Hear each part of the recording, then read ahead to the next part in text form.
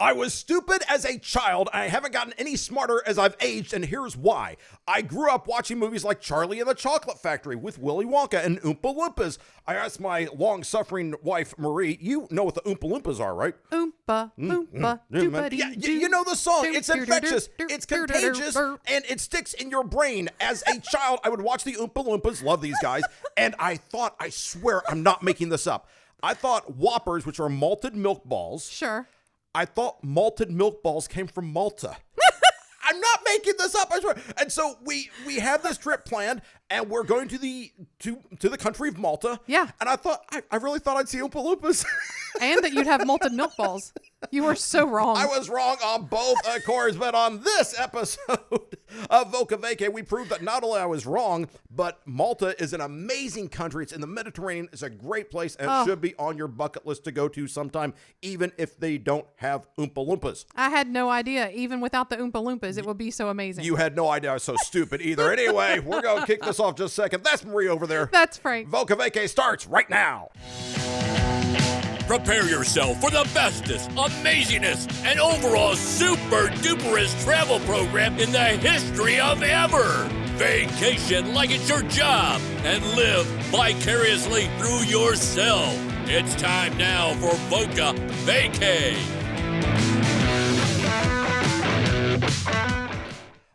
The goodness of being a global media phenomena cannot be overstated, as Voca Vacay is now on not one, not two, not three, 6 of the 7 continents. And no, I don't think we're going to get to Antarctica anytime soon. Penguins much. But yeah, the numbers are coming in. Marie, have you seen these new countries that are now listening to us and tuning in on a regular basis? I was so shocked that we're on like so many continents. This is cool. That I am like, what are the countries? Because I am like trying to keep up.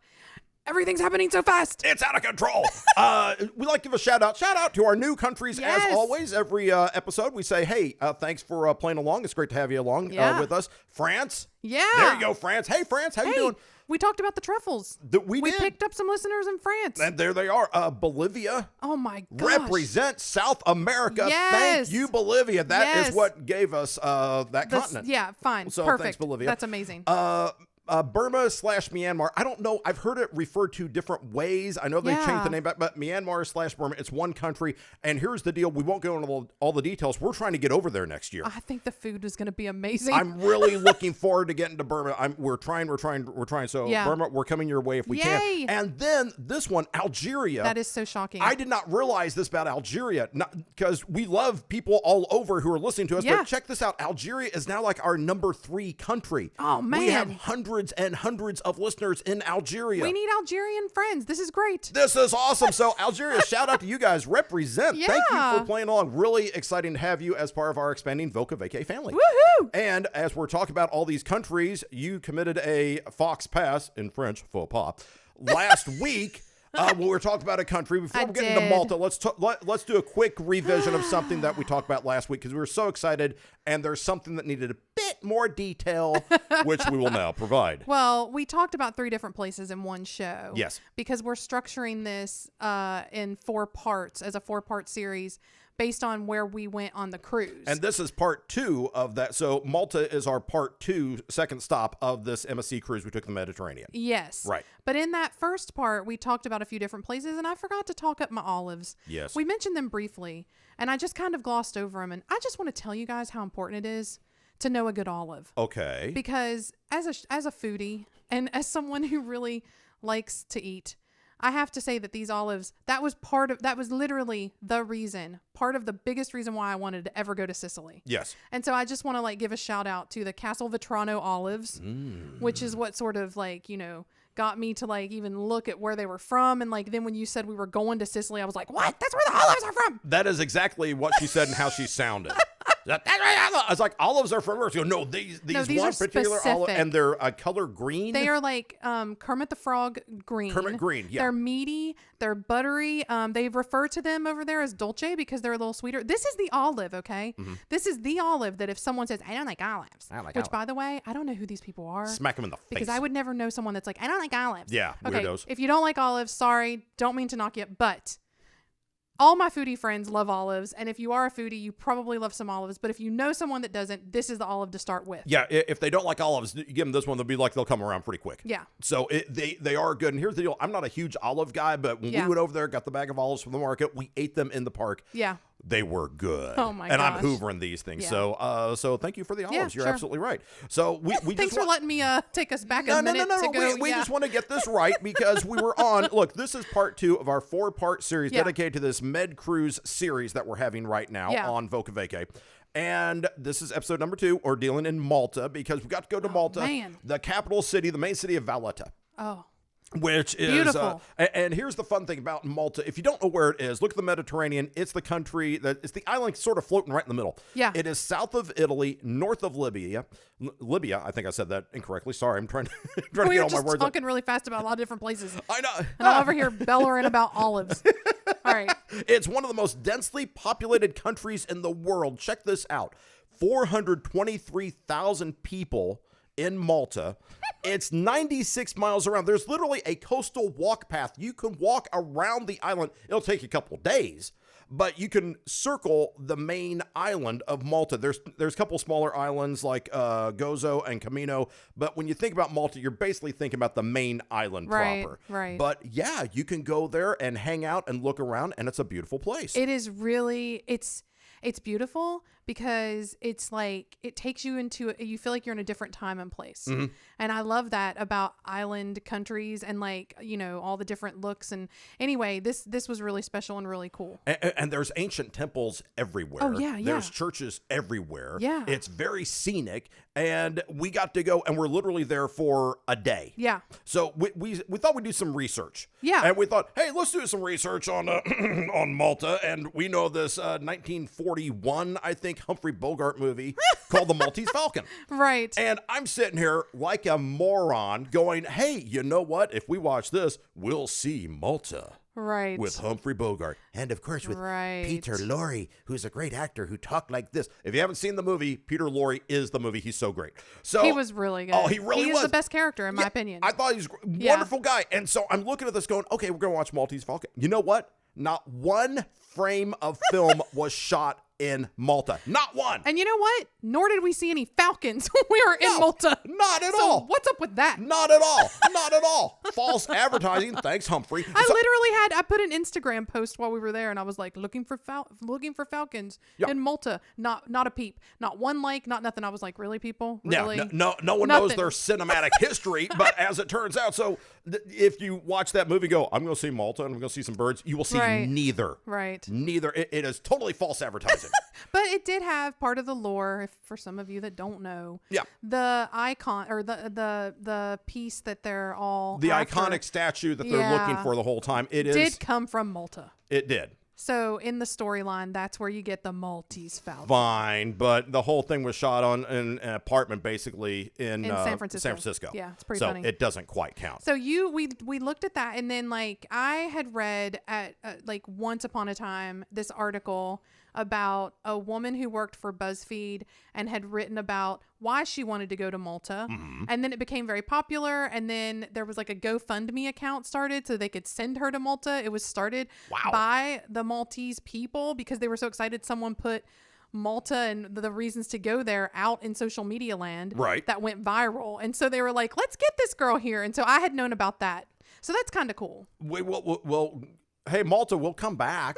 We love it there.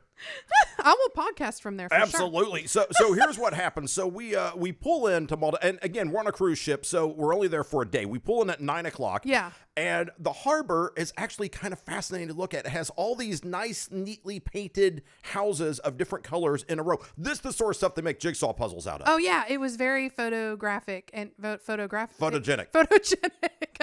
Photo niceties. It was very photographic. It was cool. it was photogenic, and it's because like the buildings have like a certain color. They're sort of beigeish, right? But like they had like the doors painted and like some of the rest like parts of it painted. Yeah, and some shutters painted, some houses painted. And it did look like a puzzle. Yeah, it did. It was very cool. Yeah, and so you come pulling in. It's like, wow, there's this house, very this color, colorful. and this color, and this color. Yeah. And it's just a myriad of different colors And pleasing to the palate. with the backdrop of the blue sky and the aqua green, blue-green water, Yes. it was really fantastic. And here's something I didn't know. The whole city of Valletta is a UNESCO Cultural Heritage Site. The whole thing. Yes. The whole thing. Well, and you were talking about the palaces. There's like over 300 monuments there. Yeah, and that's just in an area like half a square kilometer. I mean, there's monuments next to you can't walk around without looking at a monument. You turn your back, there's another one. Someone that's really into history and some of these old sites would really, really love it there. Right. So most of them are just old ruins from like when other people were there. We'll talk a little bit about Yeah, we got some history lessons coming up, guys. a little bit. We're not huge like historians, but we know enough and we'll tell you the stuff that we know. But yeah, people that are into history really would love it here. Yeah, so if you go there, and my regret is that we were only there from literally 9 to 5. We had to be back on the boat at 5 o'clock. So they said, we're going to leave you, which when you think about it, it wouldn't be that big of a penalty because we love Malta. So we thought, okay, we will go ahead and do that. There's monuments all over the place, lots of stuff to do, but it is very walkable. It is. So the first thing we do, and let's preface this by saying there's one thing that is on the you've got to do this list in Malta. You have to see the saluting battery is what they call it. They fire a cannon. Yeah. It's a real guy. Bam! There's an explosion also. It's like a thing. We have a video we're going to put on our socials or on our website. Yes. But yeah, we looked at everything that we could do in the amount of time that we were there, and this was the thing to do. Yeah, because what happened is we started doing the math, and you always do this, and we talked about this before. Whenever you have a cruise or a flight, you got to catch something like that, you sort of reverse engineer how much vacation you can cram into a few hours. Right. And what happens is that they shoot this off. We'll talk about it in a second, but just for the timing, they fire the cannon at noon and 4 precisely. Yeah. Noon and 4. Ship leaves at 5. Can't get the 4 o'clock one. It's going to be cutting it kind of close. So we got to get to the noon one. I mean, if you left me in Malta, I wouldn't complain. Yeah, I was like, oh no, I'm behind. Look for Oompa Loompas. So we thought, okay, so we'll go to the noon one. Yeah. So what we do is we walk along and we find this elevator. It's an outside elevator. Yeah. Called the Voca Lift. I didn't even realize that It's a thing. this is what we were going to do. Yeah. Because you and I were just kind of walking. Okay, it's over there. I'm just pointing ahead of me. Yes. Let's walk in this general direction. Yes. And then all of a sudden we come up to this elevator. And you have to understand, it's an island, but it's built up into tiers. Yes, it's a vertical island, basically. It is. So once you get to the top part, it's flat. You can walk it. Yeah. It's like a plateau. Yeah. But you have to get up there first. So you can either serpentine around and do a bunch of cutbacks and, crossbacks or whatever they call it. Or you can take this elevator. Right. I can't even believe we ran into it. So I was happy it was there. They're like, hey, the elevator is here. It's like, well, yeah, because that goes up. KK. That totally works for us. Sounds good. You get on the elevator. The elevator, it's glass walls. Yeah. Yeah. And it is a 23-second ride from the bottom to the top. And you go, whee! Yeah. And you go straight. It's 20 stories. So I think they said it's 190 feet, just under 200 feet. Yeah. So you go up, and if you have vertigo or if you're nervous about stuff like that, don't look out. I did. It wasn't that bad. I have to tell everyone. It wasn't as bad. I know we're going to talk about this in another episode, but going up the stairs in Blarney Castle actually in Ireland gave me more vertigo than this. So it's not that bad. No. But it's visually, it can take you aback a little bit. Yeah, it's disorienting. And the thing is, you're in there with like 20 other people. Yeah. So it's a large elevator, but you get in there, and if this is the sort of thing that gives you the willies, that's okay. Don't look out. Just turn and look at other people and see their horror-stricken faces because they're looking out and see the earth receding away from you. Right. But you can listen to them. Ooh, ah. Oh, we're so high up, guys. It's fine because you're going up basically the side of a cliff. Right, So you're hugging a cliff. So if you get nervous about these sort of things, turn the other way. There's the earth. Yeah. Okay. There's rock right there. You'll see it. It's fine. So you go up the Voca Lift. Yeah. Now what that does, it takes you to the saluting battery. Oh, so cool. These guys, and this is like the Maltese guys. We have a photo. It's going to be on our website, vocavacay.com. It's run by a bunch of guys in uniform, and they were kind enough to pose with Marie. And so we have a lovely photo of you standing there. You're flanked by these two guys who are like cops, infantry, soldier looking dudes. Oh, you are so... It was fun. Yeah, it was. They were really cool. Yeah, they were very, very nice. And I like a man in uniform, so there you go.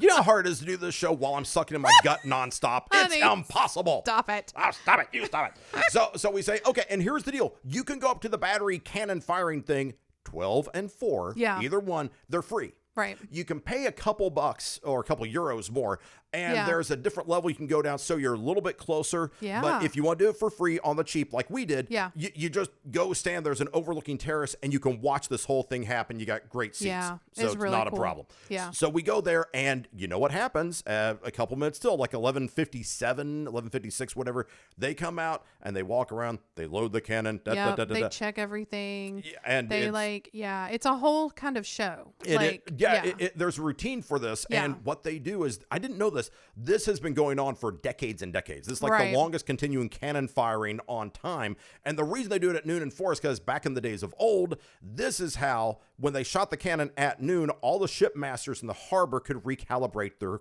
clocks and their watches. I didn't know that. Their time pace. That's why they do it precisely at noon, precisely at 4. So all the people in the harbor can say, oh, it's noon, I can recalibrate, because when you're out in the ocean, before GPS existed, Yeah. when you're out in the ocean, you have to know the exact time. So then you get the sextant, you can figure out your latitude and longitude. That's the only way to do it, but you have to know the time. I'm so glad you know that. I had no idea. Yeah, absolutely. So That's super cool. So the Maltese know, because then if you know what the time is, then Yeah. you go, okay, the sextant, the declination of whatever, blah, blah, blah, blah. And that's how you find out where you are. Yeah. And so they do it all the time at noon and 4. It's free. And It's worth it. It is totally worth it because, it's free, but you can do a donation. And I think that's what we did. You give them a couple euros and all stuff to help them out. So if you do that, it's like, wow, you've now seen the saluting battery on Malta. Which It's is very, very cool. Something that not a lot of people that we know have ever done. or seen. So probably the same with whoever's listening, like who really goes, Go see oh it. yeah, I went and did this, and somebody else goes, oh yeah, I've done that too. Oh yeah, I've done that too. I've done that. And the thing is, so here's what let me explain how this works. So the guy comes out, he's in uniform, they load the cannon, all this stuff, and they go 3, 2, 1, fire, and then bam, and it goes boom, and it's loud. Yeah. Okay. A lot of smoke. Let's explain something. We Yeah. are going to post a link to a very special video. We because read about this, and I was like, what? we care so much about you as podcast listeners. Yeah. You've got to be also a website viewer for this specific thing. Sure. We got to post this link. I'm not making this up. November of 2018, there is a YouTube video of a pigeon. A pigeon just flying, la, la, la, la, la, la. Just a Maltese pigeon, not a Maltese falcon. That's a totally different thing. A Maltese pigeon just flying along in the air, and the cannon goes off, and boom, it obliterates the pigeon. No. Destroys it. No. It becomes vapor. No. Vapor pigeon. No. But but that's not the link we're going to provide you with, you sicko. Instead, on YouTube, we did the research on this. On Yeah. YouTube, the video of this pigeon being just annihilated I cannot believe this. has 76,811 views. 76,811 sick Shame. individuals watch this Shame pigeon on you. just get blown into No. nothingness. Aw, However, poor that's not what we're going to baby. show you. Poor baby. As it turns out, a news report Yes. has been made Yes. where it has that footage and footage from another video camera at the exact same time from a different angle. And the pigeon escapes. The pigeon escapes. Yes! Spoiler alert, the pigeon lives. But here's the fun thing about this. And this is the tragedy of the society on a global scale. The YouTube video of the pigeon being just annihilated has 76,811 views. 76,000 views. The news report that shows it from another angle that the pigeon lived, 92 views. This is sad, y'all. Like, that is some sadness. That is just wrong. 76,000 people. Yeah, pigeon's dead. Boom. And less than 100, it's like, pigeon actually lived, guys. I don't know if I'd put it up there if it was just the pigeon being destroyed. But the pigeon living, we will put that on there for you. Because that news report, it shows it from both angles. And you can see why people thought that it perished. Sure. Okay, I think what is happening psychologically here is that people are not watching to watch a bird take its last flight on this earth and fall to its demise. I think they're watching to actually see the cannon. It's so such a weird thing that these things would collide at this moment in time. That it's you never expect your drone to hit a bird or anything like that. And these things do happen. Yeah. So when you hear that it is happening or you're perusing the web, you're just like, is you're that like, seriously? that can't be. And then you're like, oh my God, it actually did happen? Like, yeah. It reminds me of the story, and you can type this in, by the way, again on YouTube, Randy Johnson bird. Type in those 3 words. You will see a picture of Randy Johnson, Major League Baseball game. Yeah. He throws a fastball, and a bird flies right in front of home plate, and it...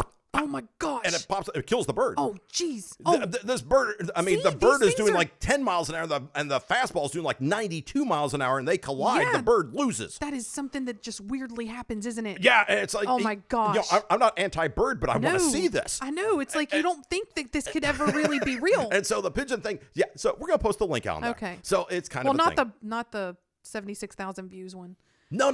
But The here's 92 views The one. 92 views one. So hopefully we're gonna check this in a couple of weeks and go, oh wow, people actually checked this out. Yeah. Because what's nice is that you see it, because the one with 92 views, it does show the other angle as well. It shows, Right. so you see why people would think that the Right. bird was obliterated. Right. Okay. Anyway, but that's Malta. It was probably scared out of its wits. Oh, man. And lost some feathers. Yeah. I mean, you see a cannonball hurling at you in the air, and you're like, ah! That's what the bird sounded like, just like that. Ah! You imagine the pigeon going home to the wife and kids. What happened to you today, honey? Oh boy. A cannon is with this one. And the thing is, when the cannon goes off, it's not just there's like smoke. I mean, Smoke, yeah. boom, there's an explosion. You imagine the pigeon going home, go, oh, you wouldn't believe the day I've had. Fire up the grill and pour me a cold one. So you leave the cannons behind, you turn around, and we talked about the Baraka lift was the elevator. Right. It takes you to this place that's called the Upper Baraka Gardens. It was beautiful. It's gorgeous up there. There's fountains, there's benches, and basically that is the gateway to the area of Malta that you're going to walk around in, where Right. there's all the churches and just all the historical artifacts. They're right up there. And once you get up there, you walk around the gardens. The gardens are beautiful. After that, and we're going to talk about this, but like you'll go down and see like all the merchant shops and like all the stuff. Mm-hmm. Anyway, it's a very beautiful, like the gardens, everything. It's a very beautiful bohemian Yes. feel of an island. Like it feels carefree and sort of like That's the word. The word is beautiful carefree. I hate to say, oh, it's a cool place. That place is a cool place. It's carefree. That's just like, hey, how's it going? Good to see. And they're genuinely happy to see you. So like walking around the gardens, I felt very relaxed. Everyone was just kind of chill, like, and everybody was just sitting watching the fountains and like hanging out with their families, and it was nice. There's a bazillion photo opportunities up there also. I defy you to take a bad picture in Malta. You can't do it. No, it's beautiful. You really can't. I mean, I am not great with photography. I'm really not. I can't take a still picture to save my life. And whenever I do a selfie, you see like my arm, my thumb's in front of the thing. I'm just really inept at this stuff. I mean it. I can't do it. However, you cannot take a bad photo in Malta. You would have the skill of being very photographic if you could. Yeah, that's me. That's the word of this episode. Hashtag photographic. Yeah, I kind of hope when Malta for their next tourism campaign, and you don't even have to pay me residuals on this. I just want them to use the phrase, you cannot take a bad photo here. Oh, you really can't. That's really good. It's beautiful. It's beautiful. So we go there and we go to the gardens and we see this other trivia about Malta and Valletta and the main city there. Yeah. There are, get this, in the country, there are 359 churches. Now think about how small this country is. 359 churches. That is more than one for each square kilometer. Wow. You could literally go to one church. You take off July 1st through the 7th. Yeah. Starting January. Start at the start of the year. Yeah. January 8th, go to a different church every day for the entire year. That's crazy. In that country, that's it? And it's tiny. Churches are beautiful. European churches are churches are just they're a thing. They're amazing. Yeah. I would actually, when we go back, like to just do a tour of the churches. Yeah, because they're amazing and well done. And it's just, if you're into this sort of stuff, or the culture or the religious aspects or whatever, Malta is densely populated with churches. Yeah, I can't believe there's so many. Yeah. That's really cool. Literally 359ers, they're just crammed right in there. And church attendance is among the highest in Europe. Yeah. There you go. Yeah. And we're walking along, and I think we're on Merchant Street is the name of the street there. So we're down Merchant Street, which is like the main drag. Yeah. And there's churches and there's all sorts of really cool stuff to see. There's great cafes. Oh, yeah. There's snacks. I'm starting to drool. You probably hear it through the microphone. It's just, sounds like that. Because now we find the national snack. Oh my gosh. They have a national snack. Now, it looked sort of familiar because I'm like, oh, that's sort of like a deep fried doughy something around something. Yeah. And so we've had things like pakoras or kachori, like the potatoes, dal, vegetables, like the Indian. Yeah. Like where you wrap some like potatoes or something in like, you know, some sort of dough. Yeah. And deep. Okay. And you this fry was that sucker. And much it's like great. that. So this Yeah. is the pastizz or pastizzi if they're plural. Mm-hmm. And they're diamond shaped and they're made with phyllo bread. Mm-hmm. And you can stuff mushed peas or cheese in the middle of it. Oh, that's my jam. They are known as a greasy, cholesterol-filled pastry. And then they're delicious. And they are amazing. Here's the side effect, because we did the research on this too. Yeah, because I think I ate like I'm not even going to say. The word hoovering comes to mind when you see my consumption on this. Well, it was like buy one or buy 20. And I was like, buy them all. Yeah, I mean, do you expect me to be dainty? And here's the deal. They have great deals on these. It's like, I'm like, we'll burn it off. yeah, it's like you can buy one for 10 euros or 15 for a nickel. It's like, well, we'll take the value pack, clearly. They were freaking delicious. They were really I just good. have to say. Here's the amazing thing. Maltese men, there's about, let's preface this, there's about 200 countries on the planet. Yeah. Maltese men are the 16th fattest worldwide. Malta, I love you guys, but I got to call you out on this. To me, I'm fine with it. the Maltese women are among the most overweight, they are the most overweight in all of Europe. And that's like 40 countries, guys. I need to move there. Stop it. Rubenesque. Or Zoftig. They are all That's my people. That's my jam. I'm moving to Malta. See you later. and as an increase, and just to ratchet it up one more level here, they are among Europe's most exercise shy. I can't recall seeing a Planet Fitness or a gym or it's Gold's Gym. No, it's not. It's totally a place that serves these things. But they had a lot of these pastries. Yeah.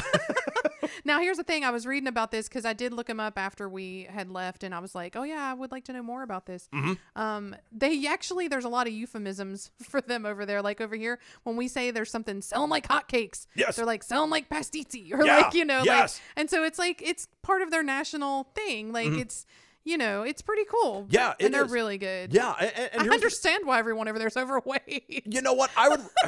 Can I just say this right now and get this other? I would rather go to a place with a more rotund population than to an entire country full of skinny people. Well, that's because the food's got to be better, man. Damn right. Those people know how to eat. I came over here to diet. No, I didn't. Bring it. Where's the trough? Bring it forward. Bring it forward. Let's see what we can do here. Okay. But I just have to warn our listeners, if you do go and if you have been, these are addictive. You eat one and then you're like, where's the other one? Oh yeah, I totally explained. Then after you eat the first 5 or 6, like, where did they go? This is the type of thing that with your travel partner, if there's one missing and then you find out later that they got it and didn't tell you, that's grounds for divorce, my friend. You again threatened me with the D word. And let me explain this. The only way to properly order these, there's no wrong way to do it. Yeah. But if there's 2 of you, order an even number. Even if you have to order 2 orders, which may or may not have happened, I'm not going to say. They come in packs of 3. Well, let's get 4 packs, 4 times 12. Okay, that's good. Come on. No. We did walk around a lot. We did. We burned off some calories We there. did. We did. It's very cool to walk around. Let me tell you about this. That's one thing we make fun about. Hey, they're a little bit... I'm fine with this because here's the thing. You don't mess with these people. Yeah. You do not mess with the Maltese people. Oh, yeah. Yeah. There's some serious... Historically, which I think is why there might be so many churches. Yeah. It's like, let's get into this then. Yeah. Get into some of this history. Because the history is fascinating. Just sit yourself down there, partner, and let me tell you a few historical stories here. Hit me to your knowledge. It is amazing stuff. In 1530, mind you, Holy Roman Emperor Charles V granted Malta to the Knights Hospitaller. Hospitaller. Hospitaller. How you say That's that? how I'm saying it. I don't even know. They're basically the Royal Knight. I mean, these are the Knights. Okay, they're cool. Hospitaller. They get to Malta, and Malta is strategic, but there wasn't much there at the time. It's just an island. Yeah. It's not like a tropical lush paradise. It's just kind of there. Yeah. Incredibly strategic, though, for the Knights. Now, the Turkish Ottoman Empire, they wanted it. Because the Turks were like, if we get that, the next thing is you go up the road, you get Sicily, and then you're in Italy. Oh, yeah. So strategically, you got to start with Malta. That's the key to the entire Mediterranean right there. Right.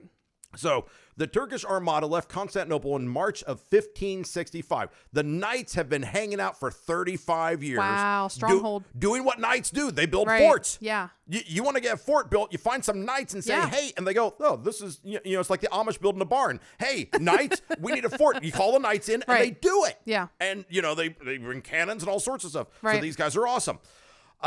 This is one of the largest fleets ever in the history of ever, and this is the mid-1500s.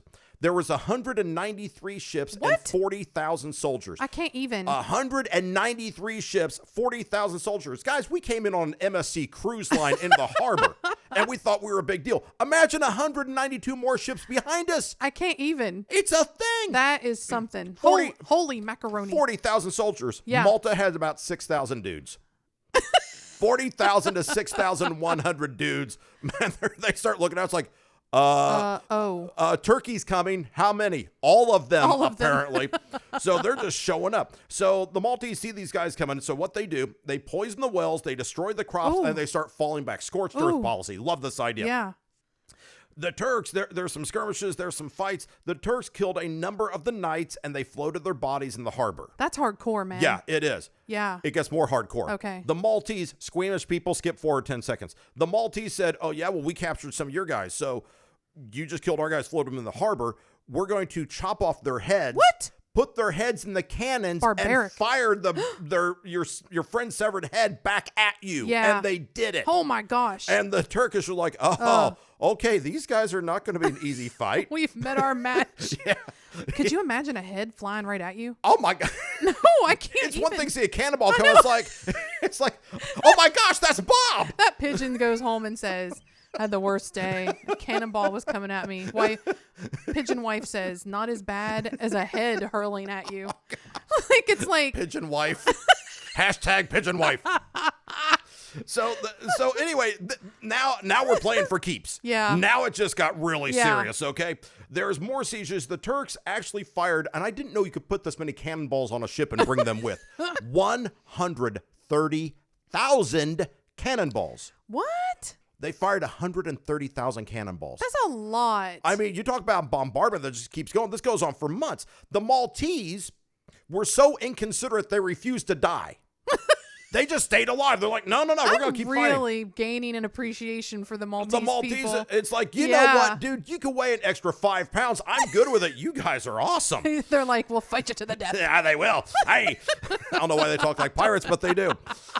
So the weather turns as the weather does in September. Yeah. And it's looking bad for the Maltese because, like, guys, we didn't have a lot of guys to begin with. We're Yeah. losing guys. And the Turks are saying, tell you what we're going to do. We're going to hole up in the town of Mdina. Mdina comes into play later on. We will refer to this town in a couple of minutes. Yeah. But Mdina is a city there. So we're going to go to Mdina and stay there for the winter. Right. There were some Maltese left in Mdina, and they said, okay, we can't do this. We not a lot of us left. We don't have a lot of cannonballs either. Sure. The Turks are far, far away. They're out of cannonball range. Okay. So the Maltese did something brilliant. They started firing the remaining cannonballs. Okay. They're basically out of cannonballs now. They said, you know what? They're so far away. Start firing now. Oh. The Turks were totally demoralized because they said, wait a minute. They have cannonballs to spare. Why would they possibly be shooting us from so far away? They know they can't hit us. What are they doing? It was psychological, It man. was Oh my awesome. gosh. So the Maltese like, we're just going to fire whatever we got left or too far away just to show them that, hey, we're bluffing. That is so smart. And the Turks were like, whoa. Everybody take a hot minute. Let's not charge in. And literally the next day, as the Turks were thinking about what to do, a relief force of 8,000 showed up, led by Spanish General Don Garcia. They showed up on the side of the Maltese. The Turks were like, what? And the Turks abandoned Malta. Wow. That is history. That is really cool. Kid you not. Yeah. A couple other stories that I won't go into all the details on these, but just so you know that when I talk about how strategic this location is, Yeah. Napoleon and the British fought about this for 2 years in the late 1700s because Napoleon really wanted it, Sure. and the British wanted it back. Sure. So there's a big fight there. In World War II, brief story here. The battles, because remember, back in 1940, they were trying to, the World War II basically got into northern Africa. Yeah. And Malta, again, became a place where you want to have a base there for your aircraft. Oh, yeah. So the Royal Air Force of Britain, they wanted it as a base. Oh, I'm sure. And the Germans said, if we don't keep Malta, we're going to lose North Africa because Britain's just going to fly from there, bomb us, come back. We need to have Malta. It's very, very key. So Malta was one of the most intensively bombed areas during the war. The Luftwaffe and the Italian Royal Air Force dropped. You thought 130,000 cannonballs were bad. Malta, I don't know how you guys do this. They survived the cannonball barrage of the Turks in the 1500s. They received 6,700 tons of bombs just on the Grand Harbor area. You've got to be 6,700 tons of bombs dropped by the Luftwaffe and the Italian Royal Air Force. The Allies held it. They fought back. Finally, in November of 1942, pay attention to these dates. Yeah. November of 1942, the Germans, the Italians, like, okay, we're not going to take them. It's not going to work. Yeah. We're out of here. Yeah. So they stopped the bombardment. The next month, the Allies shifted to offense, using Malta as a base. In the next 164 days, they sank 230 Axis ships. Wow. It's the highest Allied sinking rate of the war. That's crazy. Incredible stuff, right? These are some fighters, man. Yeah. So I love it. I dig these guys. Yeah. Very cool. So the Maltese, here's the deal. So when you go, you're going to see the following things. You're going to see a lot of churches. Yeah. You're going to see a lot of war monuments. Well, see, this makes sense because if there's all this like trying to take over and like all this fighting, like what do? Like you go pray. Like it's like and all this different influence that has probably come in trying to settle. Like I'm sure there's different kinds of churches. Yes. Like I mean, I don't know. We didn't go to any. Well, but it's heavily like, Catholic and Christian. Yes. But here's the deal. I mean, but you have so many in such a small area. Yes. So culturally, historically, right. And a lot of people have discovered this. Yes. Because it's beautiful, it's scenic. There's monuments. There's all sorts of ruins, stuff like and that. And you talked about the palaces. Yes. And the ruins. Like okay, amazing so this stuff. is why. And so not to like totally jump topic here, but might be a good segue into one of the most interesting, not groundbreaking, but one of the most watched shows of the last decade. Yeah. Absolutely. Game of Thrones. And Game of Thrones, this was the sort of thing that had intrigue. It had lots of battles. And here's the deal. And it had to have a certain look. That's the word. It had to have a cinematic look and a cinematic feel. And guess what? Malta provided a lot of the backdrop. So they did a lot of stuff. filming there. And you actually did some research on Game of Thrones to find these things out. Yeah, because we watched it. I had no idea. People were talking about where they filmed a lot of stuff. Yes. I didn't get into that part of it so much. I followed the main plot and like we watched it from beginning to end. Yes. And we kept up with it, but you know, there was other. I used to get into movies and stuff more, but and Game of Thrones. Realize if you start Game of Thrones, it's a commitment. It's not like it's not like the Godfather trilogy. Hey, you're out in a weekend. Yeah. This is a thing. You're committing to a bunch of hour-long programs, and there's seasons of this. So when we tell you about something happened in season one, season one, I think there were 6-7 seasons of this thing. It kept going on. So a lot of people go and if you know someone that's like, oh yeah, I actually did go to Malta, chances are some people started going because of Game of Thrones. Yes. And so they wanted to see some of these sites. Which is a fine reason to go, by the way. Yeah, sure. Because it's beautiful over there. And Maria's done the research. Yeah. And here's what you can see. So there's just some of them. There's a few I'm going to mention. Right. I mean, there's a lot. You can look it up. There's lots of websites. There's lots of maps. Yes. That you can find. St. Dominic's Convent in Rabat was featured. It was the Red Keep Garden in season 1, episode 7, where Ned Stark confronts Cersei about the father of her children. I remember Ned that. Stark. You remember that? Was pretty good. Yeah. I remember all this stuff. There you go. All right. The Gate of Mdina. It's one of Europe's best preserved ancient walled cities. Malta is. And so this gate is like, it was a big prominent part of the show. It was in season 1, episode 3. It's where I remember this, like when I read this, I actually remember visually what this looked like. This is where they ride in to King's Landing to try and find out what happened to Bran when he fell. Okay, well, I won't do a spoiler alert. Oh, do a spoiler. Everybody's seen it by now. Okay, where he was pushed. Yeah. But like, yeah. It happens in the first episode. You haven't seen the first episode, you don't deserve to not know this by now. So yeah, that's the Gate of Mdina. Fort Manuel. It's located in northwest of Valletta on Manuel Island. It doubles as the steps of the Great Sept of Baelor. It's in season 1, episode 9. That's where Ned Stark is executed after Joffrey commands to bring him the traitor's head. That's where they behead. Oh yeah, spoiler, they kill Ned Stark in like the first year. Oh yeah, sorry.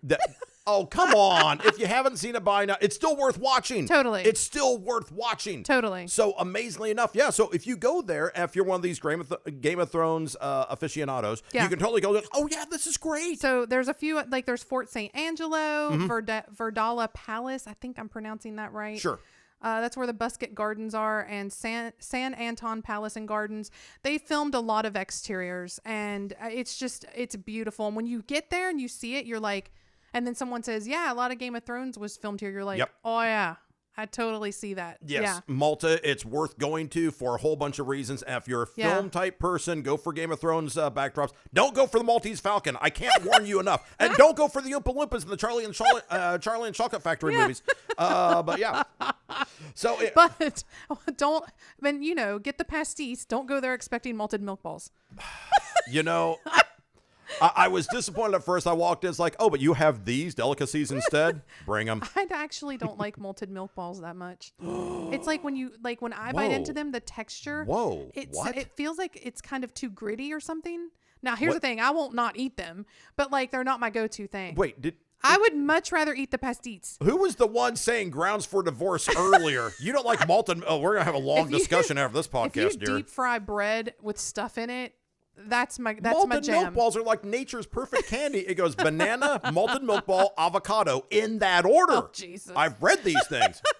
That being said, okay, back to Merchant Street. One more thing we got to tell you about. We do, because this was really, really cool. It was very nice. Mdina, we mentioned the town of Mdina. Mdina is the home, and it's named after this Mdina glass. Yeah. And here's what happened back in 1968. A couple of Englishmen, Eric Dobson, Michael Harris, they started a glass company there.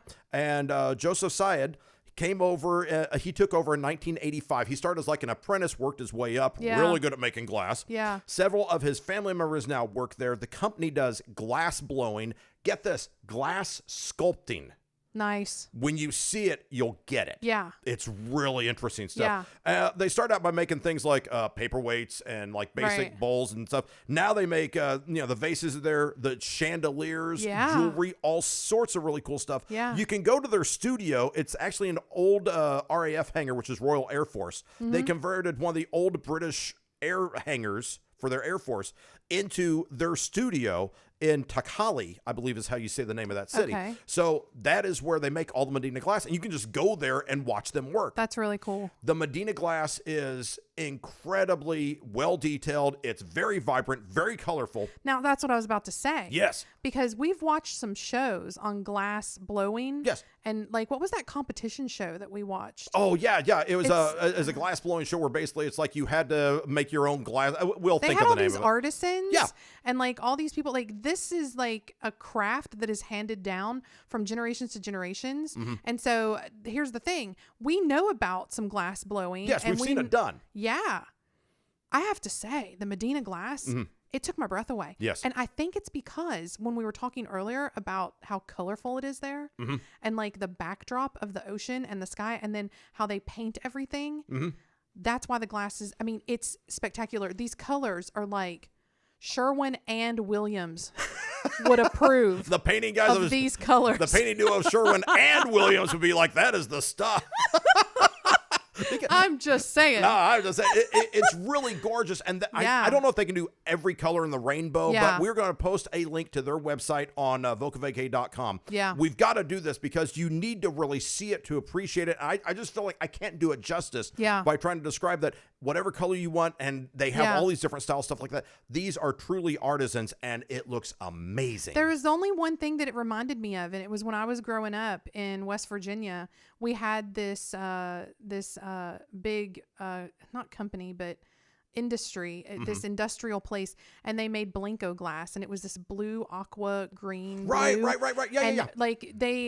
would make all this stuff out of it. Yeah. And like it's like these colors that you would never imagine. That's the only time I've really ever identified with that color specific.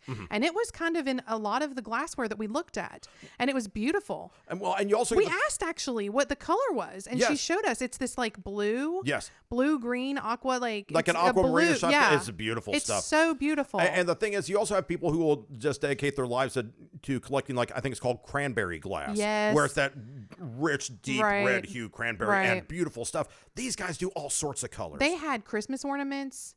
They had, we bought a vase. Yes. It was beautiful. It was green and blue. Mm-hmm. And they had all kinds of, they had just big plates. Yes. And big like what's a table, like a table plate. Well, they like have like the platters. They have like the platters, table yeah. settings. They have, I don't want to say punch bowls, but they had large bowls. Yeah. They had all. They had everyday dinnerware too. Yeah, so you can totally get Yeah. there, and their shop was right on Merchant Street. I'm sure there's other places you can get it on the island itself, but we just happened to stumble literally across the.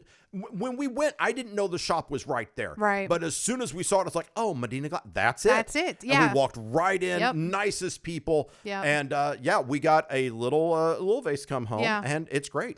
Yeah, and the thing is like it was nice to shop at that specific shop because it was indicative of the exact thing. Like there are a lot of shops sold glass, and it probably, I don't know, Right. but like I don't know, it was probably from there, but maybe you know how like other shops can have like other stuff. Oh yeah, they can import whatever. This was you get, really like, Holyfield. The This was the stamp stuff. of approval, like you get the little stick, like you get everything on it. It is proper. Oh yeah, and when you go to the yeah. website, it's like Mdina Glass, like what? There's the store. It's like, oh, that's Yes, the store. it was fantastic. And more to the point, I have never, I don't get nervous a lot. I get irritated more than nervous. I don't like to be like, I don't like to panic and stuff like that and just lose it. Yeah. But my blood pressure was spiking when I was in that store. Yeah. Because I'm deathly afraid of knocking things off the shelf. Right. Deathly afraid of this. And you go up and you actually there's a spiral staircase in the back. You go up to the second level. Oh my And there's gosh. more glass up I there. didn't want to hit anything. Like, And touch it. I am just, I thought I was gonna brush up against something. Like, the whole time, it's like I have my hands, my pockets, my elbows are next to my rib cage. Like, please don't break anything. Please don't break anything, because it's all so gorgeous and fragile. the saying "bull in a china shop." Oh my gosh. Sometimes I say that to you, and I was sweating a little. I'm just like, oh no. And we bought something. It's like, oh, but you know what? Here's the deal. You would think we went to a place like Malta that we would never be Yeah. upset or in a bad mood or anything like that. Yeah. We wouldn't argue, certainly, about a place like Mdina Glass. Oh, hold the phone, Nelly. As it turns out, this actually led to a bit of a disagreement between the two of us. Laysai. My lovely and talented wife, Marie, and of course me. I'm just like, what are we doing? What are we doing? Shall we just get to the argument right now? Sure. There is a part of our program we call Monica versus Joey, where we Right. just take different points of view and we hash it out. So if you ever disagree on a travel vacation, my friend, you are not alone. Are you ready for this, my dear? I am, It honey. is time for it is time for Joey versus Monica. It's game on! It's time for Monica versus Joey! Let's begin by saying I love you ever so much. And I hope we never disagree again. I felt bad. Let's go to Maniacal laugh. What? So we go to the Mdina Glass shop, which is a lovely place. And Yeah. this is what started the whole thing, is that you get glass and it's great. And remember, we have to not only get back to the cruise ship, which means we would have to take a souvenir, take it, wrap it up, Right. walk down, go back down the elevator, walk back over there, get onto the ship, do the ship thing. And then we got to fly back to the States. Right. Let's not get a piece of glass. I'm adamantly, strongly suggesting you do not get a piece of glass. So during this conversation of Monica versus Joey, or as I just call it, Joey versus Monica, here's what happens. Yeah. Being the Joey person, I'm like, what are you doing? I would Right. never bring a piece of glass 3,000 miles back. Yeah. It's going to break. Yeah. Monica, what's your point of view on I this? have total confidence in that we can make sure something doesn't break because we're pretty savvy when we travel. Mm-hmm. So we know not to buy, for example, if you're going to buy some glass, buy a small vase. Do not buy the 27-inch platter or like the very tall lamp made Yes. of all glass. Where are you going to put that? Like, Right. And so we know that. And then also like just from working in the industry that I've worked in, which is film and television, Yes. they ship things all around the world. Like I'm talking fragile stuff. This is Monitors, glass. cameras, all kinds of stuff. This is fragile. This You is fragile. Fragile.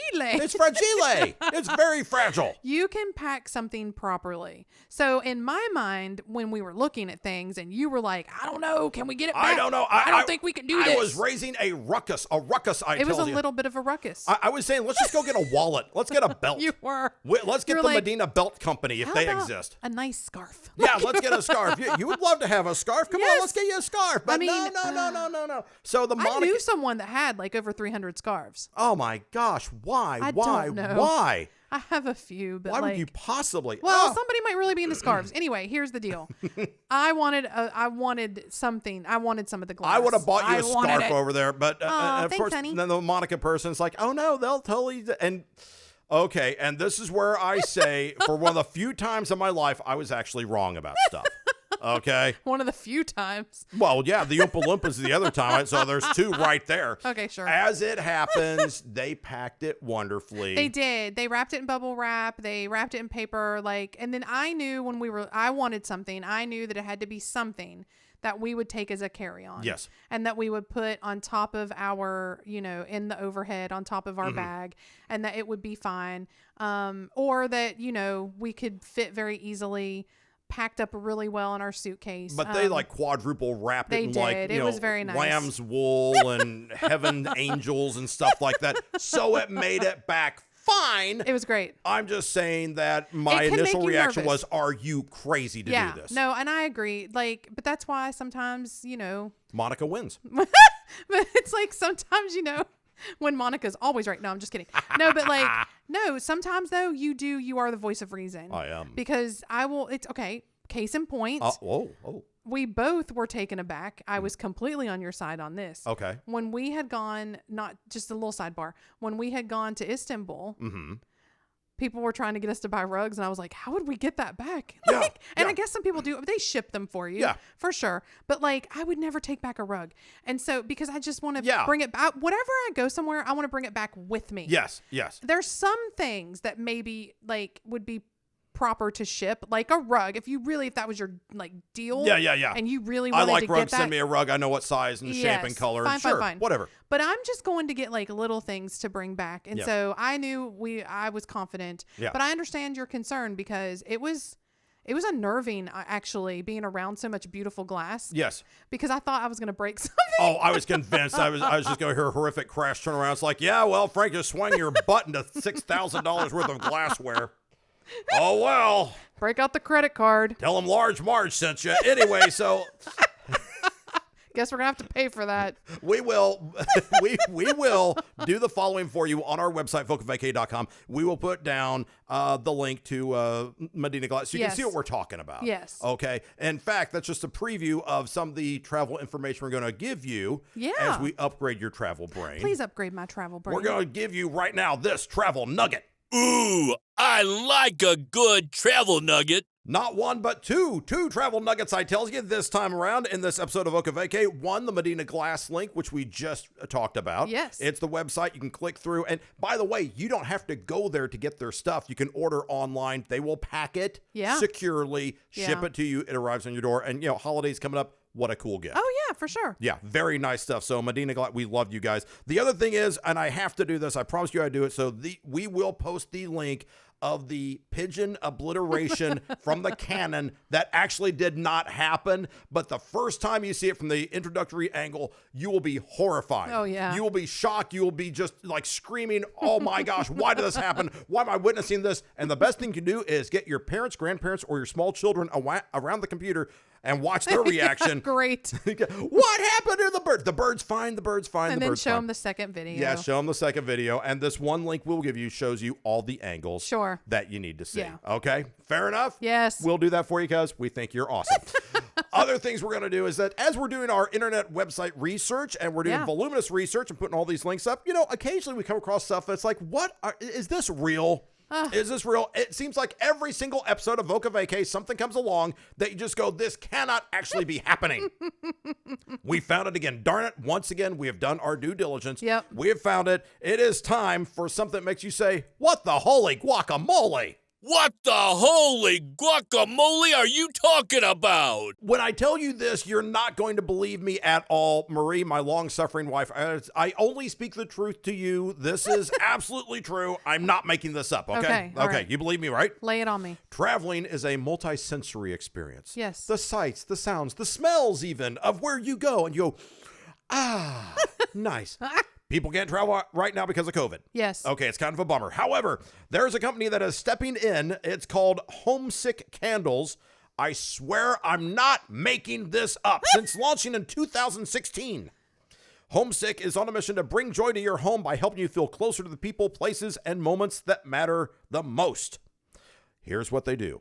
I'm skeptical already. You know what scented candles are, right? I mean, so you have a candle that smells like vanilla, or one that smells like peppermint, or one that smells like musk or cinnamon or something like that, right? Mm-hmm. They sell candles that smell like places. Okay, now what? I'm not making this up. You can buy these things. No, stop. I like me a scented candle. Around the holidays, I like to smell like Christmas tree smells and like peppermint and like, warm cinnamon, like all of the things. Like chocolate chip cookies and all this. Yes. How do you happy capture smells. the smell of a place? Well, they've captured the smell. I mean, the only thing that comes to my mind is locker room, and that is really not the smell you want. They have not done that. They've actually done cities and states, I tells you. And I mean this. There are 6 different locations that you can get these from. I swear, homesickcandles.com. Buy these things on Amazon if you want. Okay. And here's what you can smell. Imagine walking into your home, relaxing in your boudoir, and you go, smells like New York City. Wait, what does New York City smell like? You want to find out? Buy the candle. Oh my God, I have so many things in my mind that I think of when I think of New York City smells that are not great things. Don't get ahead of yourself there, Buttercup, because you can also go, Chicago. Oh my, really? Chicago. Stop. I'm not making this up. Hold on. Let me think. Pennsylvania. Smells like scrapple. Like, what is that? Boston. Stop it. Chowder. So Boston, Chowder the other and 3 locations. Lager. Give me my lager. In addition to Chicago, That's New the York, worst and accent Boston, you can't go back to that state now. The smell of Seattle. What's that, coffee? Wait, like what? I guess. If you want to smell coffee, you know what you do? Walk into a Starbucks? You make coffee. Coffee smells like coffee. Am I losing my mind on this? So every time I walk into a Starbucks, essentially I'm smelling Seattle. And you're smelling homesick candles. Okay, now here's the one thing I will say. Saving you money. I will say this. Homesick Candles is a good name. Yeah, it's great. Because if you really do have, I just think it's not specific enough. Boston. Like... New York City. Chicago. Like, I think that, like, if there's something real specific about the state. Right. That, like, or the city that is, like, definitely from there. I think they just need to be more specific. Because, like, if you say to me, Iowa, like, I'm like, what does Iowa smell like? Iowa smells like corn. I knew, but see, here's the thing. It should be called Iowa corn. No, Homesick Candles, Iowa corn. A couple other locations like, to go through. What? What? Seattle. Yeah. Seattle coffee. Yeah. Like, I mean, or just call it Starbucks. Like, I mean, I guess you'd have to pay them royalties. All you'd have to do is make coffee in the kitchen, walk around with the mug, and your place smells like coffee right now. Other places? Lacey. Arizona. What does Arizona smell Arizona doesn't have an aroma. Wait, are you sure? Arizona about is that? scent free. It's a desert. What's the desert smell like? Sand? Sand doesn't have a smell. It's like trying to smell a taco underwater. It just doesn't work that way. You get, what's this? It smells like heat and aridness. Arizona doesn't have a smell. Cactus? Does cactus have a smell? Okay, and now the state agency, the State Tourism Board of Arizona is going to be like the new motto is Arizona, we don't have a smell. Wait, I'm so... What? You act like I'm wrong on this. I'm so correct on this. Arizona has no aroma whatsoever. I've been there. There's no aroma. I literally need to know. Like, I need to know in my soul, like, what states you're thinking of and what they would smell like. Right now, go. Arizona is scent free. I'll tell you that. Las Vegas smells like a casino. Boston smells like chowder. So, but wait, that's my point. The specificity is missing. What does a casino smell like? It smells like cigarettes and like liquor. Like it's like it smells like cigarettes and watered down booze. That's what a casino smells like. If you captured that in a candle and called it Homesick Candles and it was titled, I would buy a 6-pack of these candles right now. If it was titled Vegas Casino, that would make me feel better. Like it just needs to be more specific. Final one I want to run by you, my sweet. State of Texas. Oh, What does Texas smell like? Cattle? I have so many things I want to say. Texas just... I know, that's what I was going to say, and I can't say them. Cattle. It smells like... It's not pleasant. Like, I want a candle to smell good. I'm losing my mind. Oh. What would Florida smell like? A manatee. Manatee. What, they have no smell? I don't know. It would Florida would smell like saltwater taffy. No, maybe, Florida or would smell like, something. it would be a citrus smell like Oh, grapefruit. yeah, true. You But know. that's what I'm saying. Like Florida citrus. Yeah. Florida and orange. Texas does not smell like cattle, by the way. It smells like an oil derrick. Well, see, the but that's answer not is pleasant oil either. derrick. What? Oil doesn't smell pleasant. Valvoline, Pennzoil, really? jeez. Oh, stop it. What Anyway. what would Tennessee smell like? Barbecue, I guess? Country music? Apples? Apples is Washington State. Oh no, that's true. But that's It's Seattle, just and that, that's when coffee again. When you drive through the Great Smoky Mountains, you have all these great apple stands That's and like true. all this stuff. So that's why I guess I kind of went there. Yeah, you can grow anything in Tennessee. It's amazing. I know. So I don't know what to tell you. All I'm saying is that right now, homesick candles, you want to smell Chicago, New York. I want to smell New York. Is it bad I want to smell New York? I'm kind of perplexed. Like my mind is still racing. Why did you bring this up? Because I want you to say, what the holy guacamole are you talking about? And I think I have succeeded in doing my due diligence. All right. Well, are we Good going to enough? post the link to this one? Is it deserving? I think it is. I think it is. Here's the deal. I am not knocking this thing. You're just perplexed as to what the aroma is. Yeah, I just want it to be more specific. And here's the deal. It's actually a good idea. It's a great idea. I can picture the Boston smell. I can picture Chicago. I can picture I can't picture Arizona. I cannot wrap my head around what a desert smells like. How do you picture a smell? I'm just curious. How do you hear a color? I don't know. How... Some people see in colors. Well, some people smell Arizona, and I absolutely do not. You know what? I think that's it. We're going to go fight about this right now. So should we wrap it up, my dear? I'm going to go light some candles, take a bath, relax, and not think about this anymore. I'm going to take a bath in Chicago. How do you manage that, my dear? It's not Mr. Bubble. No, it's this homesick candle. But wait, like, I guess it would be like, okay, I used to read a lot of poetry. Oh, yeah. I'm drawing this out, sir. Okay. And then there was this really good line in this poem, and it was, the guy wrote hum-colored cabs. Like hum-colored. It was about New York. I think it's kind of the same thing when you say you picture something, like a smell. That's the same kind of thing. Sure. So, like, New York, what would it be? Like, cabs and, like, what's the stuff that comes up out of the grates? Like, Steam, smoke, and cabs. Like, I'm like, and street food. I don't know. Oh! If they had a street food candle, I would totally buy it. Though, I'm glad I stretched this out just to say that. All I know is that if there's an Arizona candle burning in here right now, I would not know appreciable difference at all. Are we good, dear? We are. I'm letting it go. I'll let you bathe in Chicago. Hey, thanks for checking out Voca Vacay as always. And remember, hey, thanks to our shout out, our new countries, Algeria, Burma, Bolivia, and France. Thanks for playing along. Glad to have you along with us. And you can check us out at vocavacay.com. Remember, keep up with us on all the social media out there. We are on the socials. We're on the Instagrams, the Book of Faces, and the Tweeters. And, of course, vocavacay.com. And we're telling you to live vicariously through yourself. And the YouTubes. And the YouTubes, that's tubes. right. You can see us there. Yeah. And you, as always, live vicariously through yourself. Vacation like it's your job. Vacation like it's your job. That's right. That's the important part. Hey, we will see you in a fortnight, which is about 2 weeks. So go take vacation. We'll be back here with another episode forthwith. Sound good? Yeah. All right. Love ya. Miss ya. Mean it. Bye. Don't forget to click subscribe. As always, hashtag Voca Vacay at Voca Vacay and visit vocavacay.com.